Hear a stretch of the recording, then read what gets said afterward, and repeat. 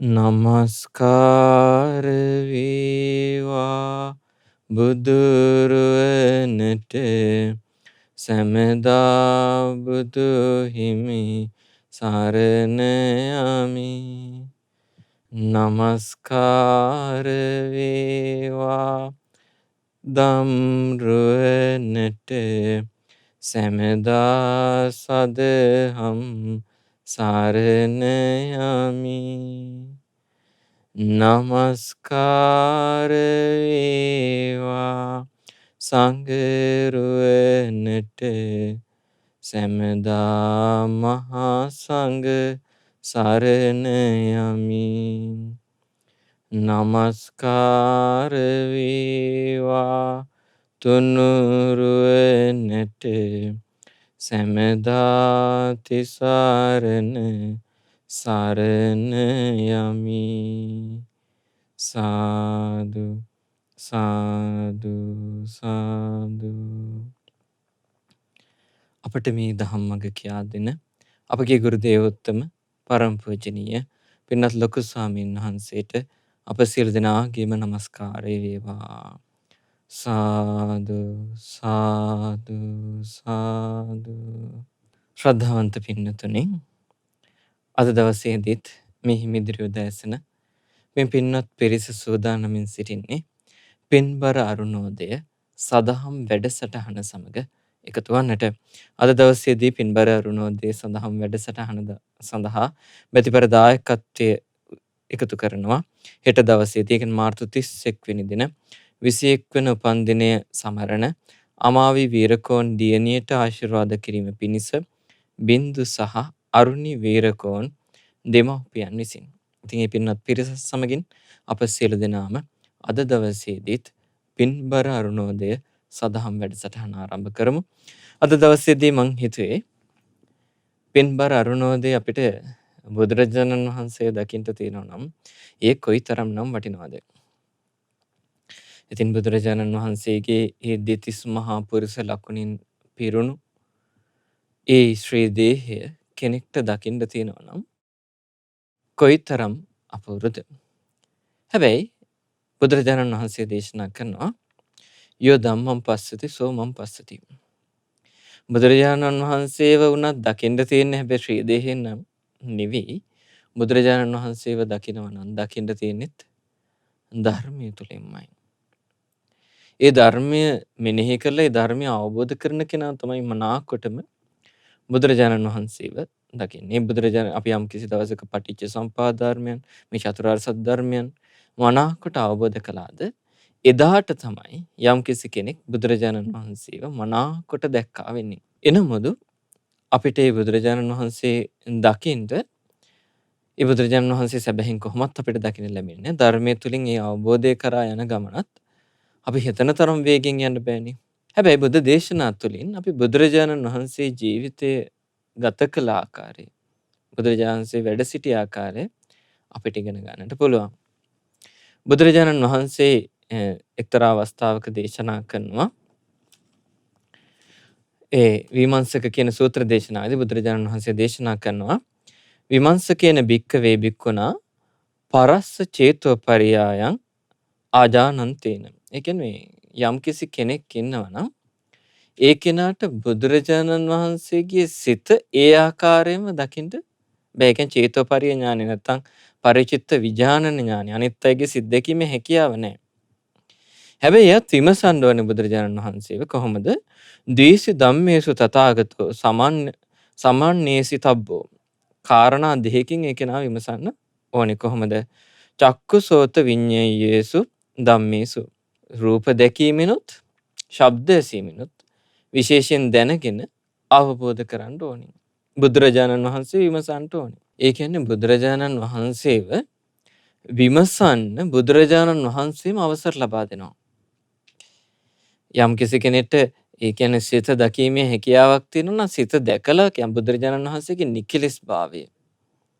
ඒ සම්මා සම්බුදු බව බුදුරජාණන් වහන්සේගේ සිත දකින්න කෙනෙක්ට දකින්න පුළුවන්.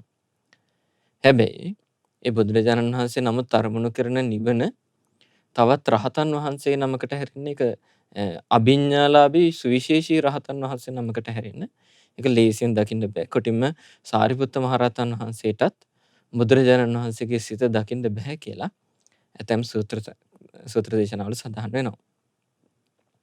ඉතින් මේ විදිහට හැබැයි බුදුරජාණන් වහන්සේ අවසර ලබා දෙනවා බුදුරජාණන් වහන්සේව ඇසින් දැකලා නැත්තම් කනින් අහලා බුදුරජාණන් වහන්සේව පරීක්ෂා කරලා බලන්න, විමසලා බලන්න.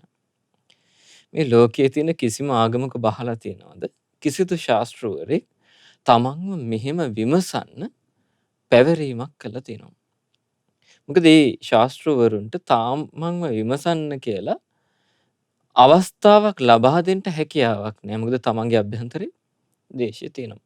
ඔබ වෙනයම් ආගම්වල පොත්පත් ඔබට කියවන්න ලැබිලා තියෙනවා නම් ඔබ බලන්න. මේ පොත්පත්වල කියද්දී ඒ කරුණු ප්‍රකාශ කරේ සිදුවීම එක කොයිතරම්නම් මේ කට්ටිය ද්වේෂයෙන්ද මේ ප්‍රකාශ නිකුත් කරලා තියෙන්නේ. නැත්තම් සමහරලාට සමහර තැන්වල අඩපු තැන් පවා තියෙනවා මේ සමහර ශාස්ත්‍රවල. එයි මෙහෙම උනේ කියලා පසුතැවිච්ච තැන් තියෙනවා. එහෙම කිසි තැනක් අපගේ බුදුරජාණන් වහන්සේගේ ජීවිතය තුළ නැහැ. ඉතින් ඒ ජීවිතේ බුදුරජාණන් වහන්සේ ජීවමානව වැඩ සිටි කාලයේදීම බුදුරජාණන් වහන්සේ විමසන්ට කියලා තමන්ගේ ශ්‍රාවකයන්ට, තමන්ගේ භික්ෂු සංඝයාට අවකාශ සලසනවා. ඉතින් අපි හිතුවා මේ කාරණේ බොහොම ලස්සනට අපිට දැන් වර්තමානයේ අපිට බුදුරජාණන් වහන්සේව ඇස් දෙකෙන්ම කෙලින්ම ඍජුවම දකින්න හැකියාවක් නැහැ. බුදුරජාණන් වහන්සේ බ්‍රහ්මස්වරයෙන් කරන දහම් කතාව කතා කරන විදිහ අපිට ඒ ආකාරයෙන්ම අහන්න වර්තමානයේ අවකාශ නැහැ. හැබැයි අපිට ඇස් දෙකෙන් බුදුරජාණන් වහන්සේ ජීවිතය ගත කරපු ආකාරය සඳහන් බුද්ධ දේශනා සූත්‍ර පිටකයේ තුල, විනය පිටකයේ තුල, අභිධර්ම පිටකයේ තුල කියවන්න අහන්න ලැබෙනවා. ඊට පස්සේ ඒ ධර්මය අපිට ශ්‍රවණය වශයෙන්ුත්, දැකීම වශයෙන්ුත් කියවන්න අහන්න තියෙනකොට අපිටත් ඇස් දෙකෙන් සහ කන් දෙකෙන් බුදුරජාණන් වහන්සේ විමසන්න පුළුවන්. ඉතින් අපි ඒකට උපකාර වෙන සූත්‍ර දේශනා විටින් විට මේ පින්නතුන් වෙත ගෙනෙන්න බලාපොරොත්තු වෙනවා. ඉතින් මූලිකවම අපි බැලුවේ බුදුරජාණන් වහන්සේගේ අනන්ත වූ අප්‍රමාණ ගුණ බුදුරජාණන් වහන්සේ ගුණ 9කට කැටි කරනවා. ඒ කැටි කරපු ගාථාව තමයි ඔබ නිරන්තරයෙන් බුද්ධ වන්දනා කරද්දී තිපිසෝ භගවා අරහං සම්මා සම්බුද්ධෝ ආදී කොට ඔබ සජ්ජායනා කරන්නේ.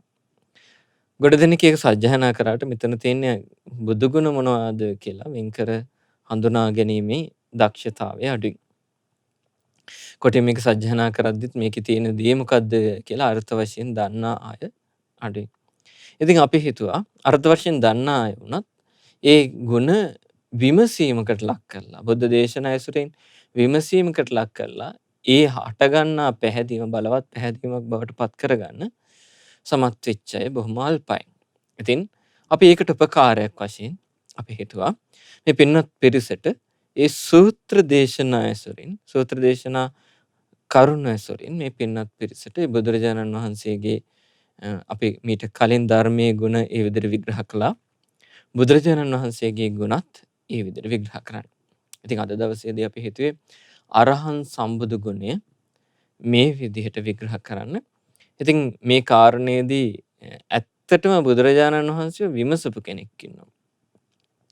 ඔහු නම් ශ්‍රද්ධාව බලවත් කරගන්න නෙවෙයි ඒක විමසියේ. ඔහුට ඔහුගේ බාධා, ඔහුට තියෙන ඉලක්කය, ඔහුගේ තියෙන අධිපති භාවය, ඔහුගේ වසගේ පවත්වාගෙන ඉන්න ස්වභාවයට අභියෝගයක් කියලා සලකලා බුදුරජාණන් වහන්සේ විමසපු කෙනෙක් හිටියා. ඒ කෙනා බුදුරජාණන් වහන්සේ බුද්ධත්වයට පත් වෙන්න කලින් ඉඳන්මයි බුදුරජාණන් වහන්සේ විමසන්න පටන් ගත්තේ.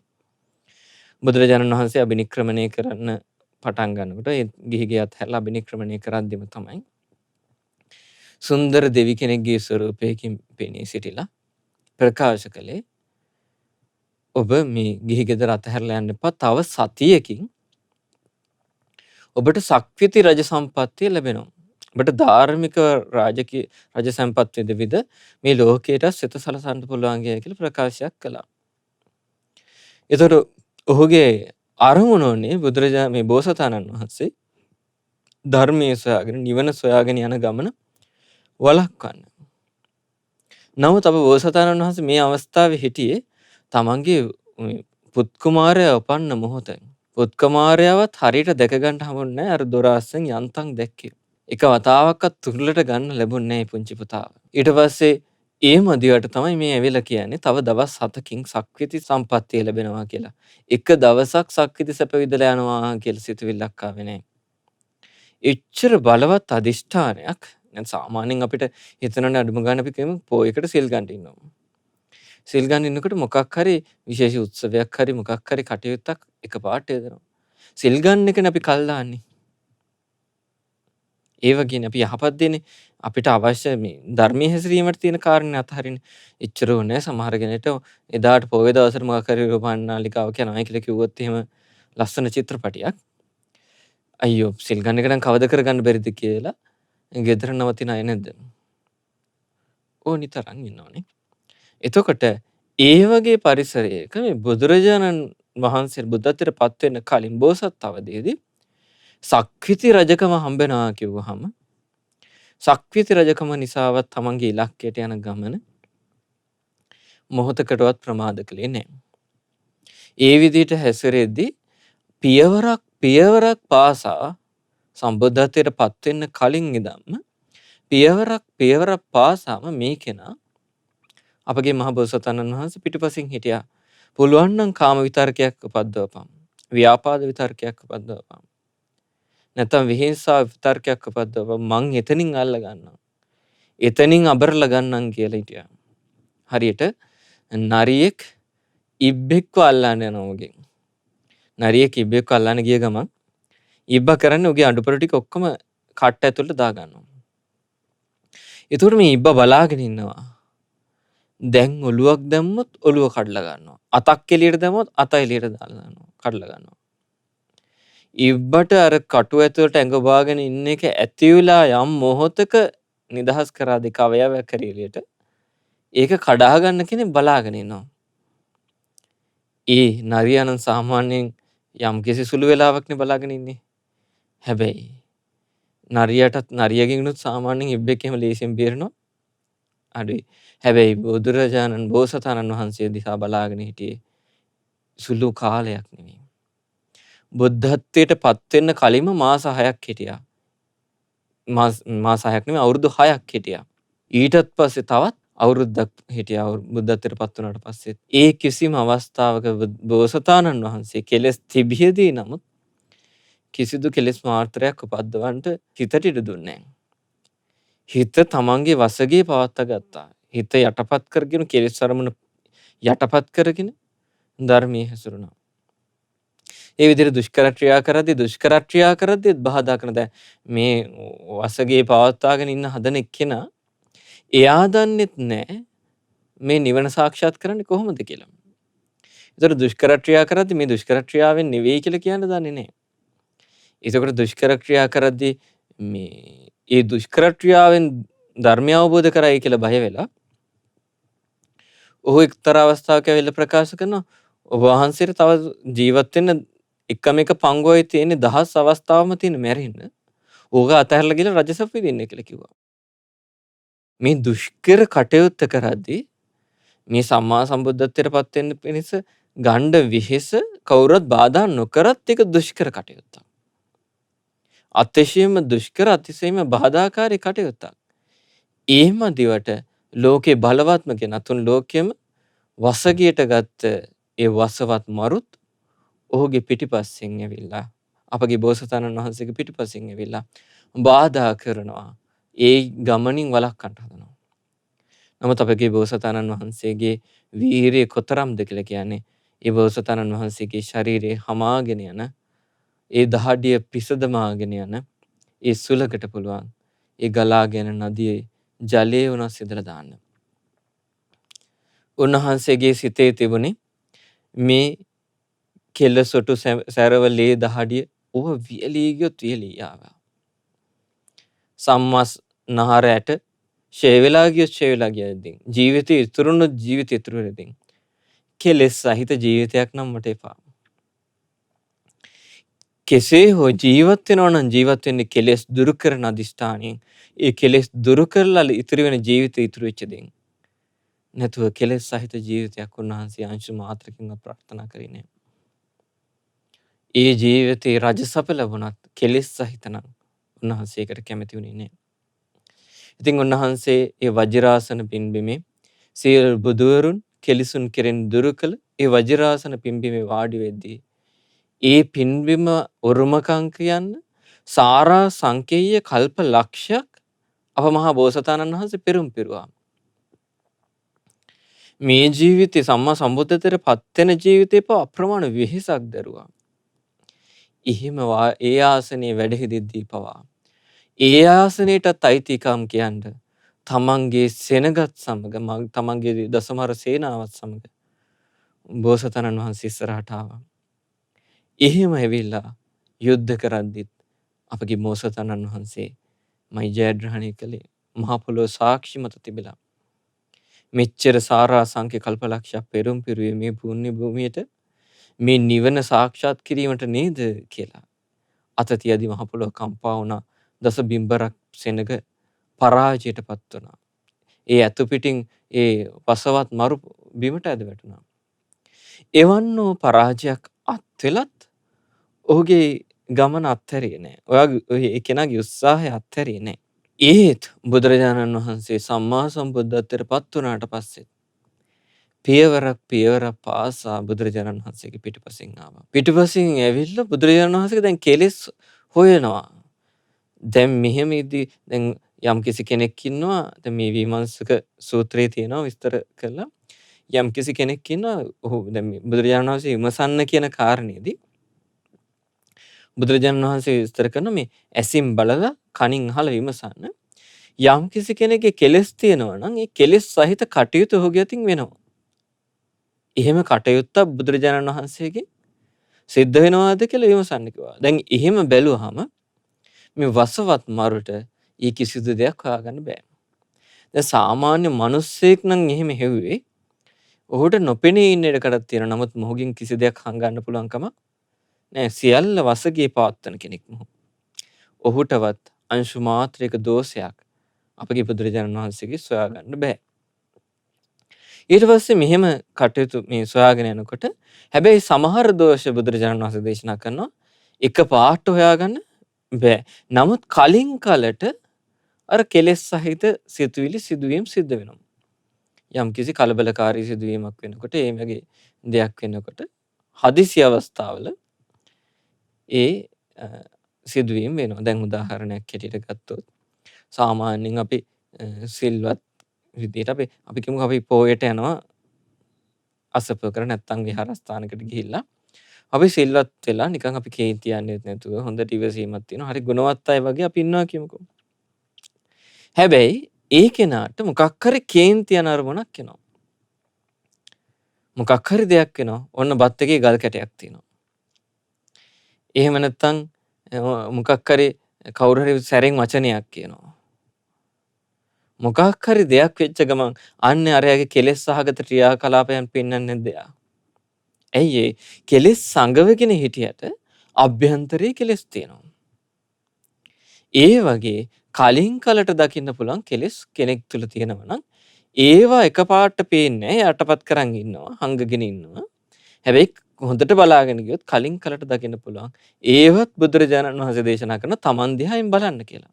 එතකොට මේ විදිහටත් මේ කෙනා බැලුවා කේන්ති අවසන්න පුළුවන්ද කියලා. සමහර දවස්වලට මේ වසවත් මරුව ඇවිල්ලා දැන් නිකන් හිටියාම කෙලස් ඇවිස්සෙන එකක් පේන්නේ නැහැ. කේන්තිය මේ ප්‍රියමනාප රූප සහ අර කේන්තිය ඇවිස්සෙන රූප විරූපී රූප මේ රාත්‍රී කැලෑ වැඩ ඉන්නකොට තනියෙන් වැඩ ඉන්නකොට නොයෙකුත් රූප පෙන්වන්න ගත්තා. ඔය විදිහට පෙන්වන්න ගත්තාම උන්වහන්සේ කෙරේ කිසිදු බයවීමක් හටගත්තෙත් නැහැ. තැති ගැනීමක් හටගත්තෙත් නැහැ.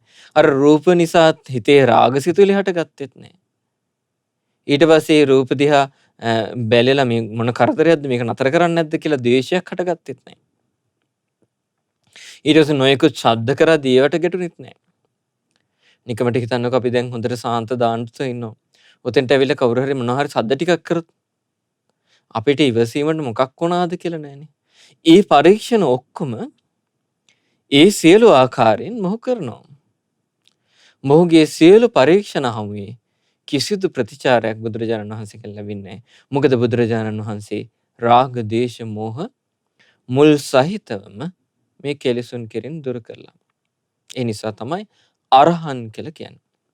ඇත්තරම අරහන් කියන ගුණයට මේ පින්නත් පිරිසත් සමහරට ගොඩාක් විස්තර අහලා ඇති. ඉතින් අරහන් කියන එකේ මූලිකම ගුණය තමයි අරහන් සම්බුදු ගුණය තමයි අපි මේ කාරණාස්සේ අපි විග්‍රහ කරගන්න උත්සාහ කරන්නේ. මූලිකම කාරණේ තමයි සියලු කෙලෙසුන් කෙරෙන් දුරු වූසේක.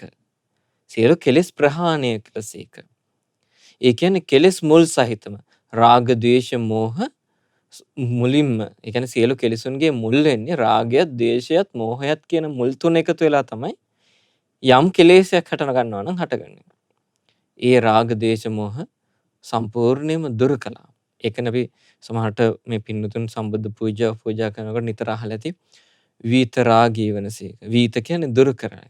රාගය දුරු කළා. වීත දෝෂී වනසේක. වීත මෝහී වනසේක. බුදුරජාණන් වහන්සේට මේ සියලු කෙලෙසුන් කෙරෙන් දුරු කළ රාග, දේශ, මෝහ පරිපූර්ණ වශයෙන් ප්‍රහාණය කළ උත්තමයි.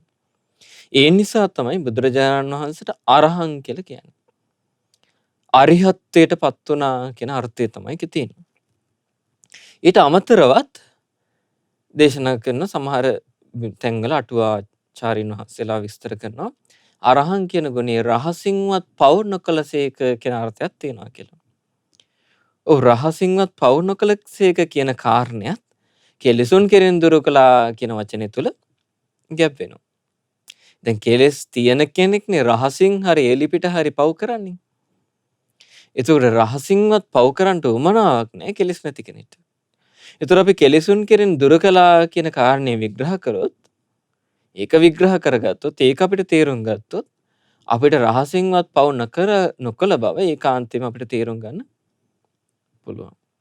එතකොට ආයත් බුදුරජාණන් වහන්සේ දේශනා කරනවා මේ අටුවාචාර්යන් වහන්සේලා විස්තර කරනවා මේකෙදි සංසාර චක්‍රය අරසිදලෝ නිසා මේ නොනැවතෙන චක්‍රයක් බඳුව සංසාරයේ සැරිසරන ගමනේ චක්‍රය ඒ අර කඩලා දැම්මා. එතකොට ඒක පටිච්ච සමුප්පාදයේ විදිහට ගත්තොත් ඒ ජරා මරණ වලට හේතු වෙච්ච ඉපදීම නිරුද්ධ කළා. ඉපදීමට හේතු වෙච්ච ඉපදීමට හේතුව භවය, භවයට හේතු උපාදාන. ඒ ඔක්කොම සංදි ටික කඩලා දැම්මා. කඩලා දැම්මා. ඒකට කියනවා කෙලස් අර කියලා. ඒ කෙලස් අර කඩලා දැම්මා කියන කාරණේනොත් අරහං කියන සම්බුදු ගුණය විස්තර කරනවා. ඒතර දැන් බලන්න කෙලස් සම්පූර්ණයෙන් ප්‍රහාණය කළ කෙනෙක්ට කොහොමද කෙලස් අර කියලා එකක් ඉතුරු වෙන්නේ? නේ. ඒතර කෙලෙසුන් සම්පූර්ණයෙන් ප්‍රහාණය කළා කියන කාරණේ අපි විස්තර කරගත්තොත් එපමණකින්ම සංසාර චක්‍රයේ කෙලෙස් අර නිරුද්ධ කරා කියලා කියන කාරණෙත් අපි විග්‍රහ කරගත්තා වෙනවා. ඊට පස්සේ හතරවෙනි කාරණයක් හැටියට විස්තර වෙනවා යම් කෙනෙක් අරහ කියන වචනේ තේරුමක් තියෙනවා සුදුසුයි කියලා. මොකටද සුදුසු? බුදුරජාණන් වහන්සේ සියලු ලෝක සත්වයන්ගේ තුන් ලෝකෙම ලෝක සත්වයන්ගේ ආමිස පූජා, ප්‍රතිපත්ති පූජා පිළිගැනීමට සුදුසුයි. එතකොට මේ ආමිස පූජා, ප්‍රතිපත්ති පූජා පිළිගැනීමට සුදුසු කෙනෙක් තුළ තියෙන්න ඕනේ ලක්ෂණය තමයි බුදුරජාණන් වහන්සේ දේශනා කරන යම් කෙනෙක්ට උපස්ථාන කරලා නැත්නම් දන් පැන් පූජා කරලා පින් රැස් කරගන්නවා නම් ඒ කෙනාගේ ජීවිතය හරියට නිකන් කෙතක් වගේ. දැන් අපි යම් කෙනෙක්ට දන් පැන් පූජා කරලා පින් රැස් කරගන්නවා නම් ඒක හරියට මෙහෙම සිද්ධියක්.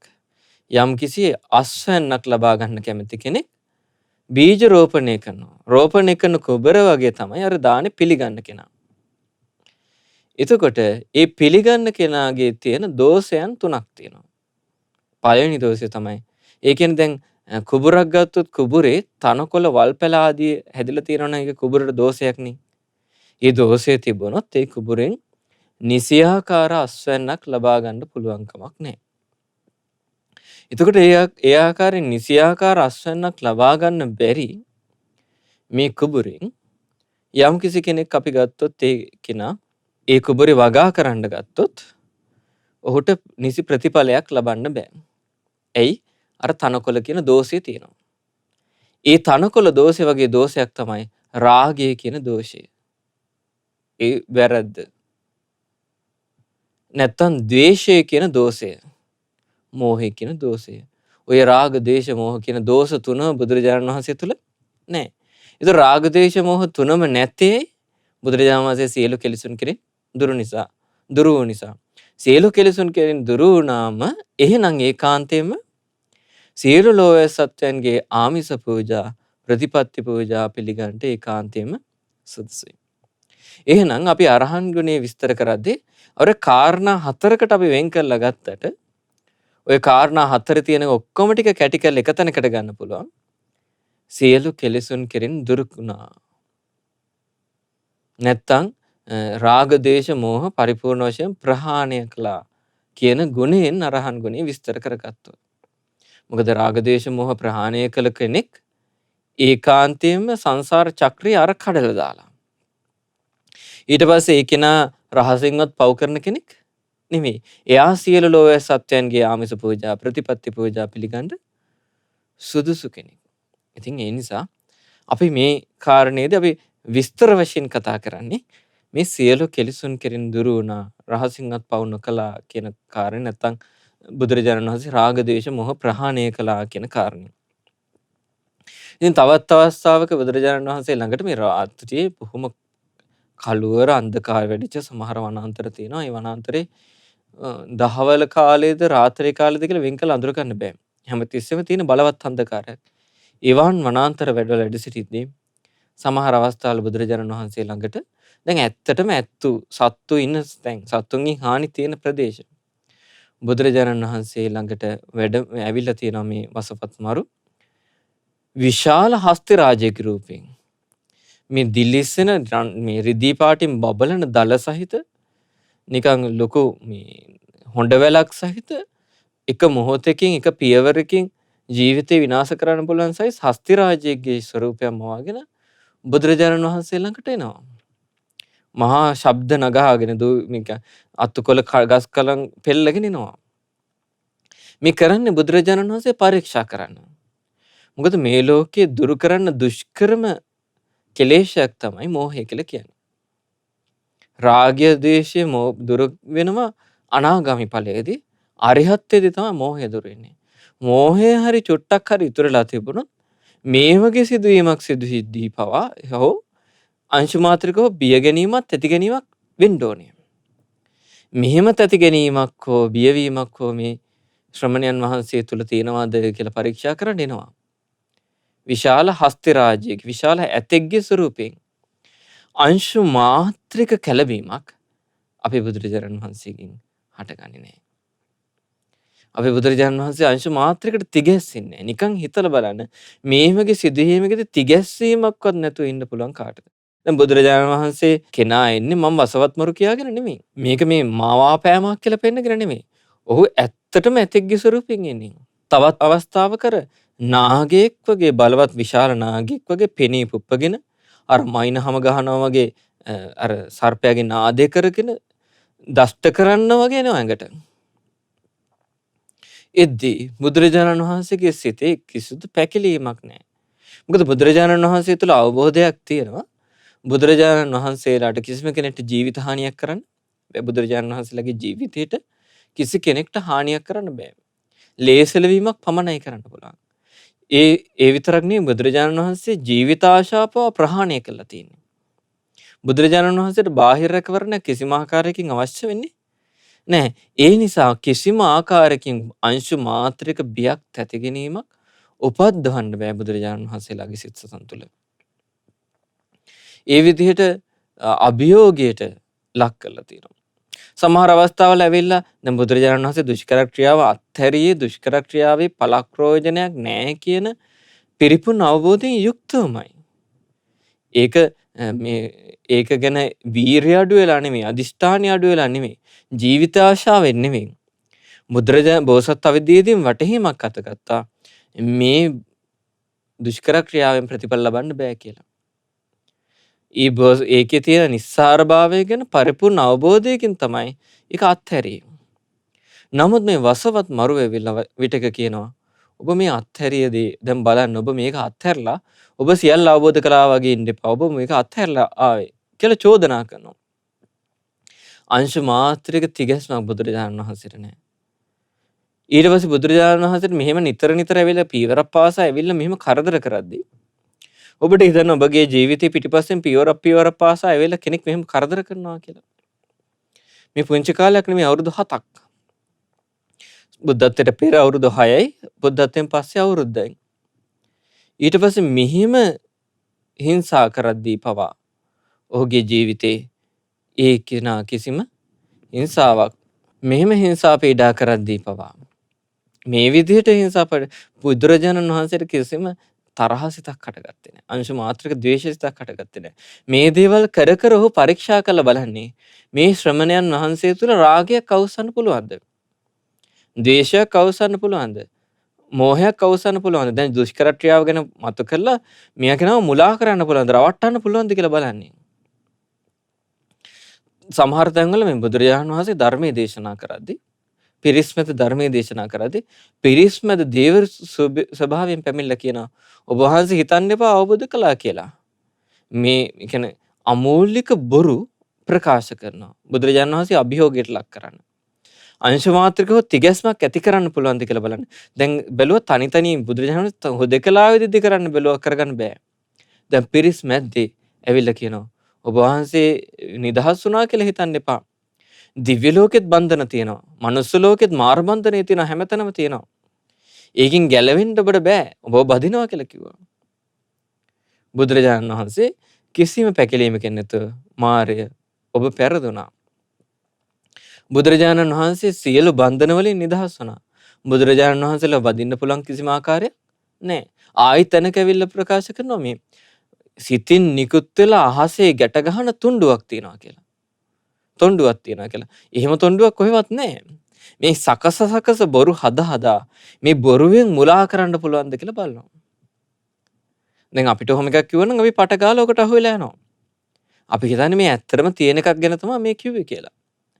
හැබැයි බුදුරජාණන් වහන්සේව ඒ විදිහට නොයෙකුත් පරයයන් මේ වසවත් මරු බුදුරජාණන් වහන්සේව අවුරුද්දක් පුරා බුද්ධත්වයට පත් වුණාට පස්සෙත් මේ බුදුරජාණන් වහන්සේ කෙලෙස් තියනවාද කියලා කරව පරීක්ෂණය දේශනා ගණනාවක් ඔස්සේ මේ සඳහන් වෙලා තියෙන පොත් වහන්සේ තුල ඇත්තරම දේශනා 25කට ආසන්න ප්‍රමාණයක් මාර සංයුත්තය කියලා වෙනම සංයුක්තයක් තියෙනවා. ඒ සංයුක්තේ පුරාවට විස්තර කරනවා මේ විදිහට කරපු උත්සාහ. ඒ සියලු උත්සාහයන් ව්‍යර්ථ වෙනවා. තවත් අවස්ථාවක එනවා බුදුරජාණන් සමහර අවස්ථාවල ධර්මයේ දේශනා කරද්දී හරකෙක්ගේ වේශයෙන් එනවා. හරකෙක්ගේ වේශයෙන් ඇවිල්ලා අර පාත්‍ර ටික තියලා තියෙන තැනට ඇවිල්ලා පාත්‍ර ටික පෙල්ලන්න හදනවා. පෙල්ලන්න හදද්දී අර ධර්ම ශ්‍රවණය කරන ස්වාමීන් වහන්සේලා කලබල වෙනවා. කලබල වෙද්දී බුදුරජාණන් වහන්සේ එහෙම කලබල වෙILLක් නැහැ. මොකද බුදුරජාණන් වහන්සේට තියෙන සර්වඥතා ඥාණි. බුදුරජාණන් වහන්සේ හිත කලබල වෙන්නේ නැහැ කෙලෙස්යන්ගෙන්. කෙලෙසෙන්ගෙන් එකපාරට පීඩාවටපත් වෙන්නේ නැහැ. උන්වහන්සේ එවන් සිදුවීමක් හටගත්තකම සර්වඥතා ඥාණයෙන් ඒ ගැන විමසා බලනවා.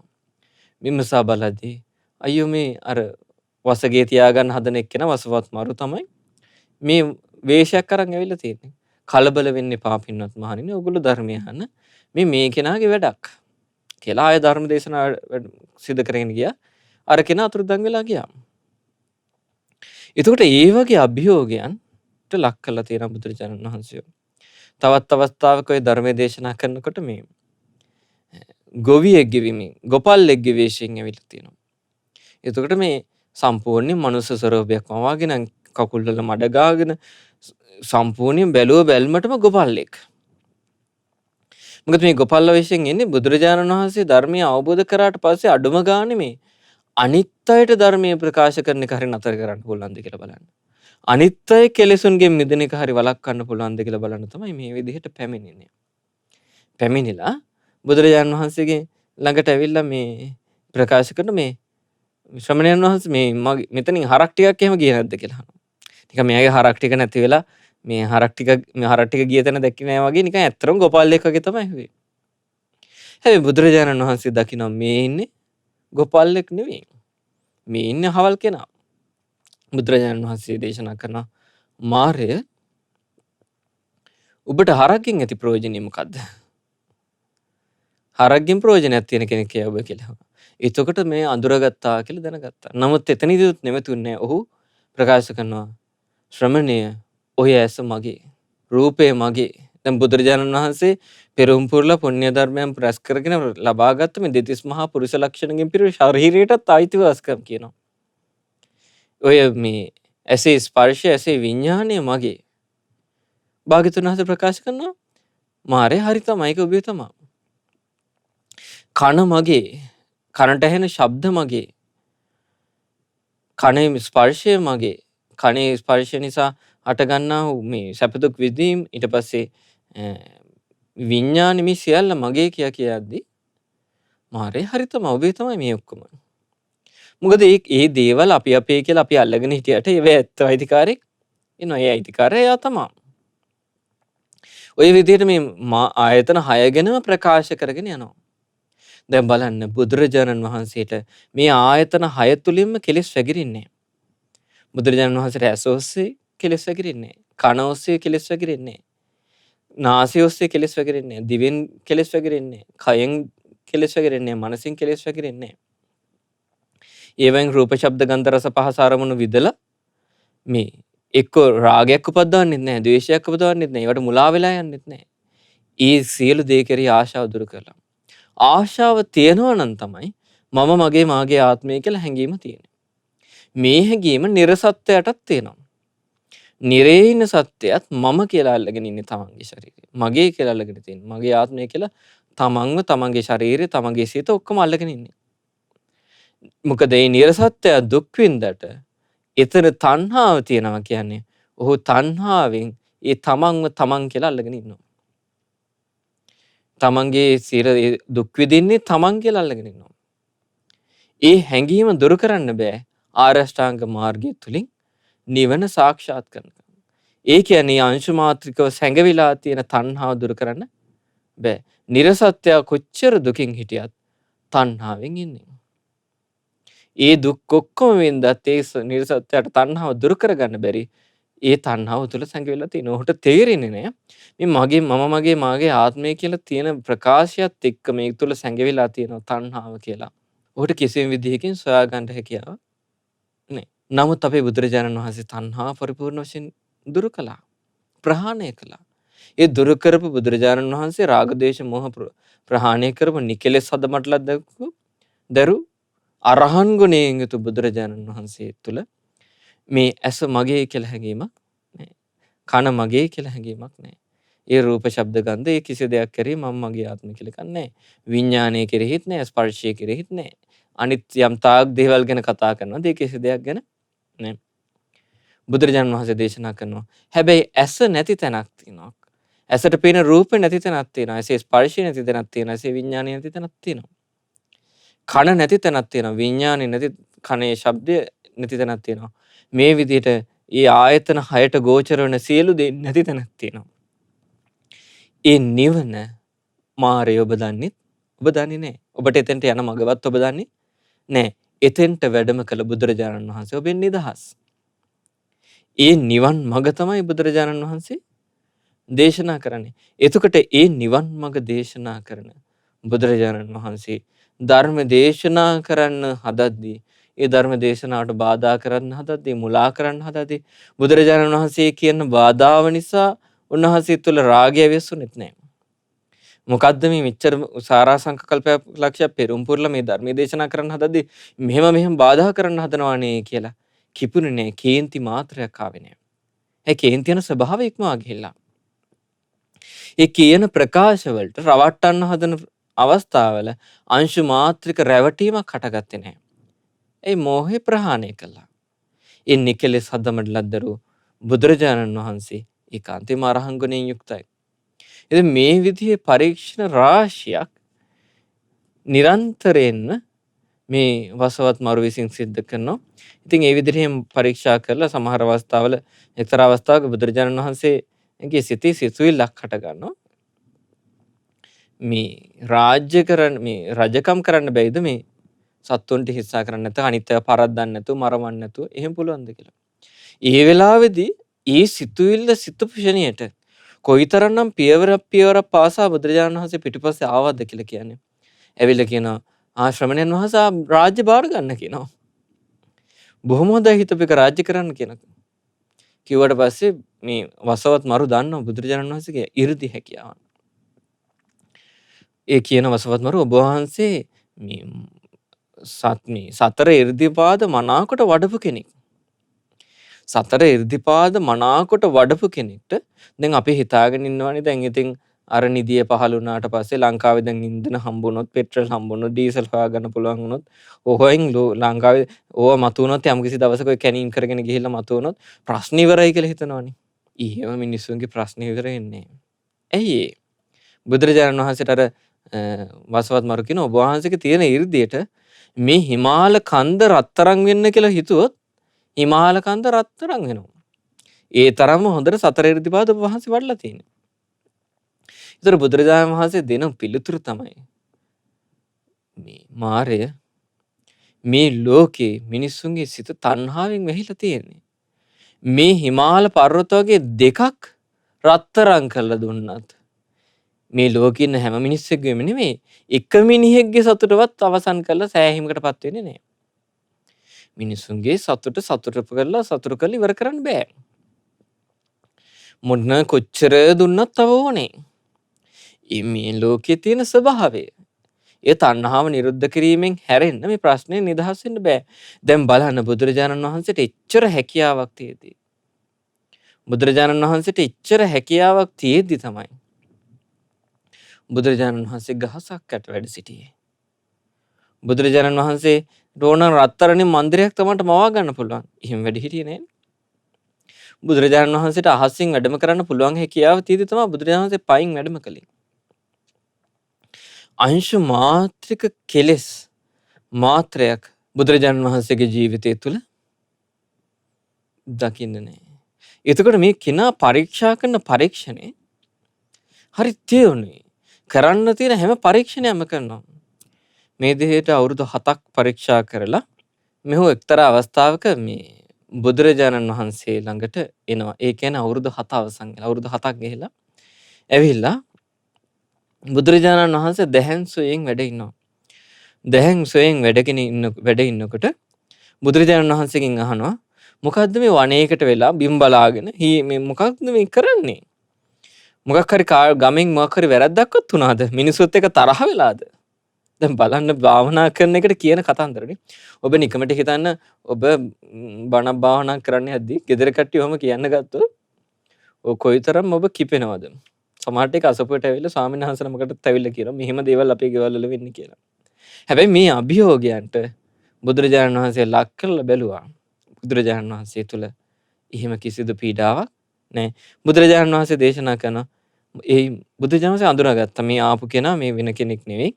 මේ හවල් කෙනා තමයි ආවේ කියලා අඳුරගෙන බුදුරජාණන් වහන්සේ දේශනා කළා ඒ මාරය මම ওই ශෝකයේ සම්පූර්ණයෙන් මුදුරලා දැම්මා. සියලු වර්ධින් නිදහස් වුණා. මං ධ්‍යාන වඩන ශෝක රහිතව ඉන්න එක ඔබට ප්‍රශ්නයක් වෙන්නේ කොහොමද? හැම භාවයක්ම හැම ලෝභයක්ම හැම තණ්හාවක්ම ආශ්‍රව රහිත වෙලයි මං වාසය කරන්නේ. මං ධ්‍යාන වඩන බුදුරජාණන් වහන්සේ දේශනා කරනවා මේ සියලු කෙලෙසුන් කෙරින් දුරු කළා සුවසේ දැහැන් වඩනවා.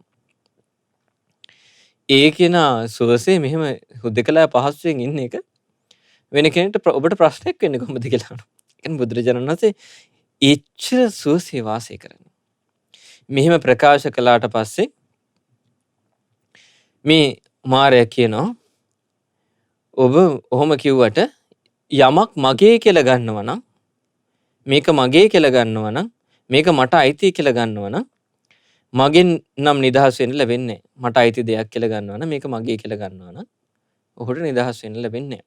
මං කිව්වේ අර නිරේන නියසතාවට පවා මේ සිතුවිල්ල තියනවා කියලා. එතකොට ඒ මගේ මට අයිති කියන සිතුවිල්ල තියනවා කියන්නේ කොහේ හරි හැංගිලා තණ්හාව තියෙනවා. ඒතර මේ තණ්හාව තියෙන කෙනාට මගෙන් නිදහස් වෙන්න ලැබෙන්නේ නැහැ. එතකොට බුදුරජාණන් වහන්සේ දේශනා කරනවා යමක් ගැන කියනවා නම් මගේ කියලා. නමුත් ඒ මගේ කියන හැඟීම බුදුරජාණන් වහන්සේ තුල නැහැ. මම නොවේ කියන හැඟීමෙන් තමයි බුදුරජාණන් වහන්සේ තුල වැඩ සිටින්නේ. පවිට මාර්ය ඒ නිසා ඔබට මාව අල්ලන්න හම්බෙන්නේ. ඔබෙන් නිදහස්.